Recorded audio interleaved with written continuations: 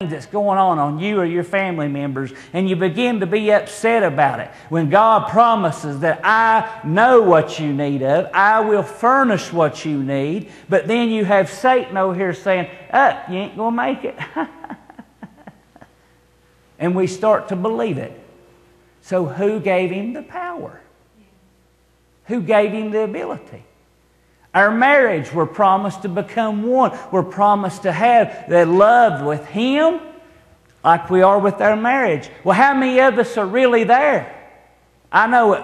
Me and Lisa's doing better than we've ever done, but we still got a ways to go. But let me tell you something. Who gives Him that power? When He says, hey, this one's going on, that one's going on. And one of the biggest things that ever happens bad in a relationship is if there's a cheating scenario that goes on in it. And the enemy does that because people are starving to death for life. So they think that they can go out to over here and cheat with this one and gain life. It looks greener on that side over there. But let me tell you something. You reap what you sow. And when you sow that over there, you don't realize that you just sowed jealousy. And you're going to reap it the rest of your life.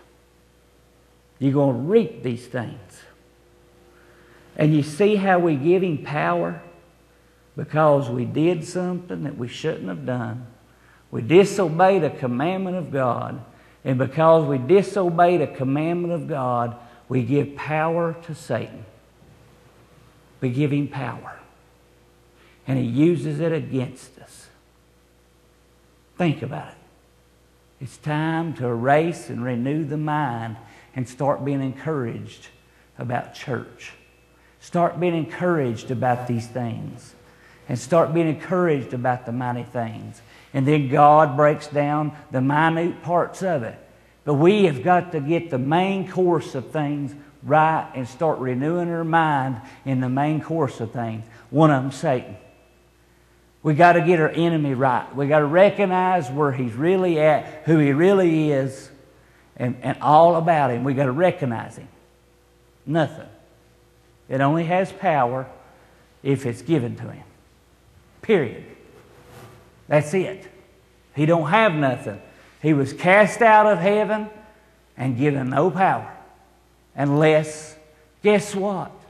We are children of the living God. Power is being given to us by Jesus Christ Himself and by the Holy Ghost.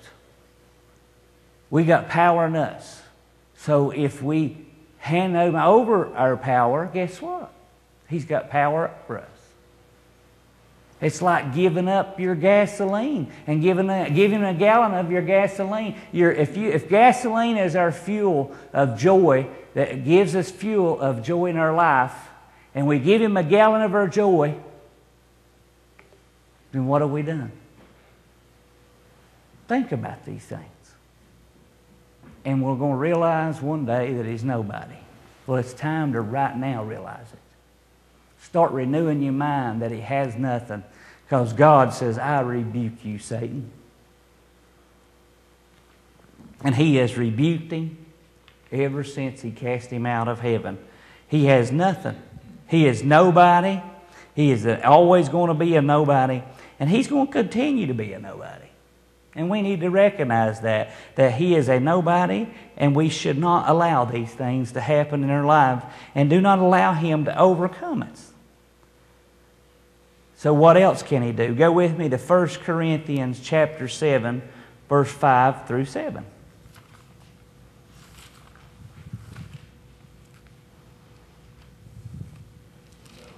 First Corinthians chapter 7, verse 5 through 7. How does He get even more power? How does He destroy marriages, and how does He destroy things?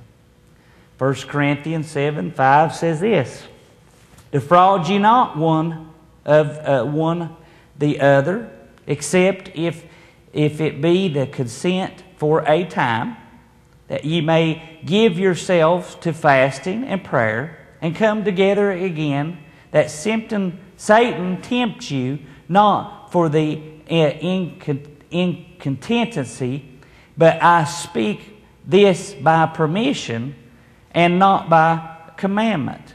For I would that all men were even as I myself, but every man hath his prosper gift of God, one after this manner, and another after this manner. We defraud one another, is what he's saying. We give Satan power to defraud us, to overtake us, and to destroy us in what we do. We got to give him the power. We got to give him the power to let us destroy one another. We got to give him the power to convince us of things. How many times in your life, and I know we've all done it, that we've allowed Satan to convince us that, hey, this one hates me. They didn't shake my hand today, or Satan convinces you about how this one hasn't talked to you in about 3 or 4 days, so there must be something wrong because the other day they acted funny at church, and I think that there's something going on, and all this, and how he builds this up in our mind about how this is going on. How many times has he done that? But you know, if we let him and we don't bring it out, he'll keep gaining an advantage on you, and he'll finally convince you that that person really hates you, when the real fact is they love you. The real fact is that that person really loves you and is doing all they can do. It's just a timing thing that he will get you convinced, saying, look over there, they're not even sitting near you, and they just don't care for you, and they're over there talking to what's their names, and they haven't talked to you in about 2 weeks. When you didn't even realize that that family may be going through a crisis situation, and I'm trying to help them through it. But you know, Satan will convince you, and he'll begin to tell you, saying, see there, I told you he don't like you. See, defrauding one another. Defrauding one another through these things and through that power. Realize that that's how he works. He's a lying, conniving, sneaking, foolish thing that is wisdom and stupid at the same time. But he uses lies with his power. He builds his power with lies, where God's power is in truth. His is in pure lies. But how many times have we allowed Satan to convince us how this one hates us, that one hates us, this one don't? And there are some that does not like us. I ain't gonna lie. I know I got people that don't like me. And that's okay. I still love them. But the people that is core members of the church, and how many times has he convinced us of it? People have left churches because they are convinced that people don't like them in the church. They have.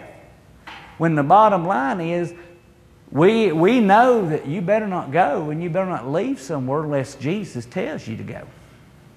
Because you're setting yourself up for a major fall.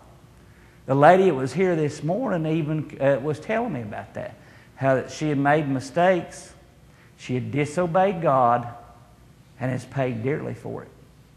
And we was just talking about here a few weeks ago how respectful we are of that person, because they're the only one that come and admitted it. They're the only one that came and said, I messed up. But I paid dearly for messing up. Paid dearly for the problems that I've done and the situations I've done. I paid dearly for it. And they did. They got defrauded, in other words.